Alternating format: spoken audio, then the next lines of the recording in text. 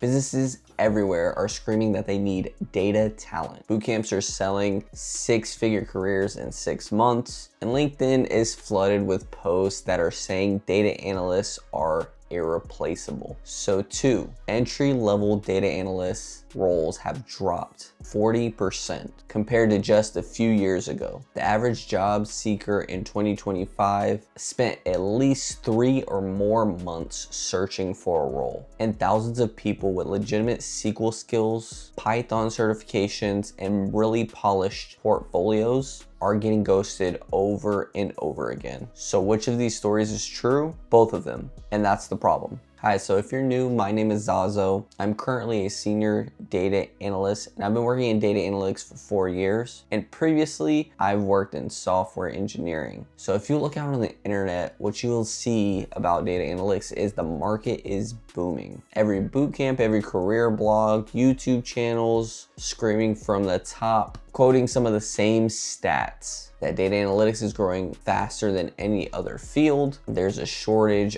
of these data jobs that are out there, and the average analyst sits around $82,000 in salary, and some of the better positions over 6 figures. And honestly, those aren't necessarily wrong. The demand for data has been higher, and every company from healthcare to e-commerce to supply chain is embedding analytics deeper into their operations. But here's what those headlines leave out. Demand for data doesn't necessarily mean demand for yourself. So here's what's actually going on in the market. The entry-level market has quietly collapsed. Companies aren't hiring juniors to do junior things anymore. They're hiring fewer people overall, but expecting each of them to do more. The rise of AI tools has allowed a team of what used to be 3 doing a bunch of various data analyst tasks to just 1 senior using these AI and automation tools to complete those same 3 tasks by themselves. So companies now want analysts who can orchestrate AI tools and automation, not just manually analyzing data and doing it the old-fashioned way. The barrier to entry did not disappear, it just changed its shape. So the certified candidate pool out there is flooded. There's plenty of people that have all of the right skills and are still getting ghosted. So candidates coming from boot camps that basically sold a 6-figure data analytics career by just knowing Python, but can't actually solve a business problem. Hiring managers aren't impressed by another Python certification. They're looking for people that can walk into a business situation, figure out what questions need to be answered, use the tools, whether AI or SQL, be able to find that answer and present it to the necessary business partners. So according to job roles across LinkedIn, about 80% of data analyst roles require SQL of some sort. More than 60% want Google Sheets or Excel expertise, and around 50 of them ask for something like Python or R. But however, these aren't differentiators anymore. These are just table stakes. This is just the minimum in order to pass the first filter. Now this brings me to the next thing. The hiring process itself has gotten harder. Even when you're qualified, you're really navigating a broken process. Candidates are being ghosted after multiple interviews, and AI screeners are literally just removing people before a human ever reads their resume. So the role itself is shifting. So here's something that doesn't get talked about enough. The job description of a data analyst has changed fundamentally. A few years ago, knowing SQL well and Python were the differentiators that eventually led you to getting the role. That was the competitive advantage. But today, that's the bare minimum. So a typical week for a data analyst is something like this. 40% will be used pulling and cleaning data. 30% will be building out reports and dashboards. 20% of the time communicating findings to business stakeholders. And then 10% of the time do some type of modeling or some type of deep analysis. Notice anything there? The majority of the job is still grunt work, but the ceiling has risen. So companies are looking for more than just a data analyst. They're looking for an insights architect. So let me define what this is. This is someone who doesn't just report on numbers, but connects the dots to business decisions. And employers are explicitly seeking out more versatile candidates. Over 30% of job postings now require some type of end-to-end analysis. So being able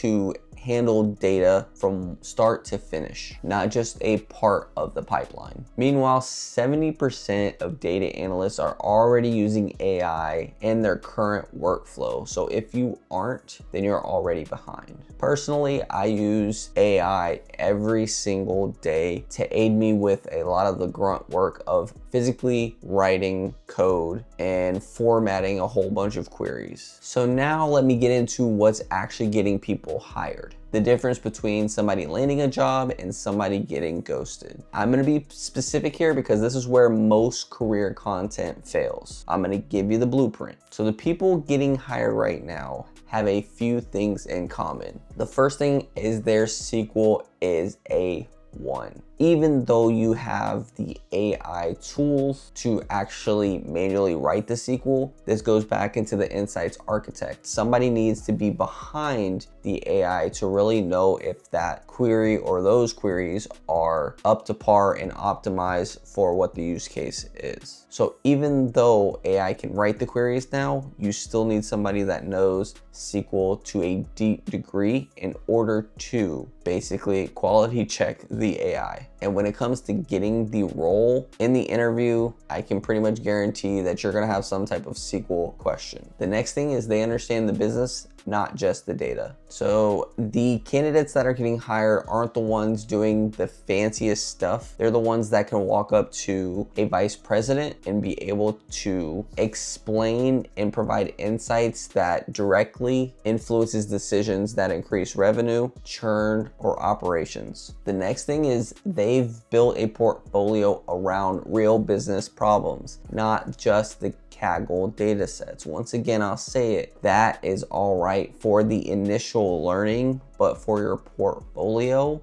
you need something that is real, something that speaks to things like customer retention analysis, some pricing optimization, or even sales forecasting. These are analysis that live in pretty much all businesses of some sort. And also the detail behind which you explain these insights. Have it be more of a conversation and as if the findings are being presented to a business partner and not just some academic book report. The next thing, and this is so important, is they are targeting the right industries. What do I mean by this? So a lot of the candidates out there are choosing the cool markets, right? Or cool industries. But things like healthcare, fintech, SaaS, and even supply chain are the ones that are actively hiring. So tailor your resume to one of those industries that coincide with your experience and your portfolio. If you only have one resume, you're doing something wrong. And the next thing is what I've already hit on is they orchestrate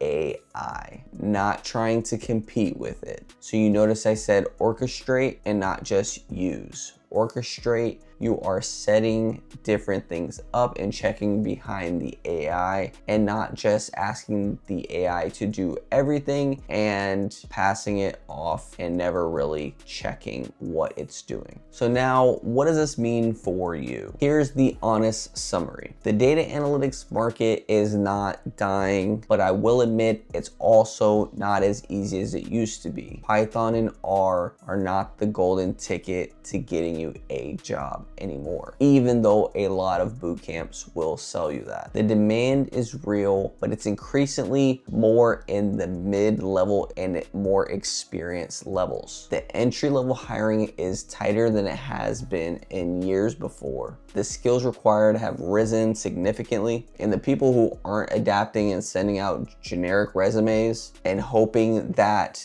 this SQL course will work are the ones sitting on that 3 to 6 month job search, wondering where they went wrong. The market isn't lying to you maliciously. It's just the people that are interpreting the market for you and often are doing that in the sense to sell you some type of course, boot camp, or some type of subscription. So the story gets a lot more lovey-dovey than what's really going on in the market. Honestly, the path forward is a lot less glamorous, but it works. So these are the things to do. Go deep in SQL. Build projects that solve real business problems. Get comfortable with communicating with non-technical stakeholders or audiences. Learn to work with AI instead of pretending it doesn't exist or simply just blindly trusting AI, and target companies that are actually hiring with a very specific resume. So that's not a 6-month guarantee by any means, but it's what actually works. So if this gave you a clearer picture of what's going on in this data analytics market, leave me a comment below, like the video, subscribe to the channel. Love, peace, and chicken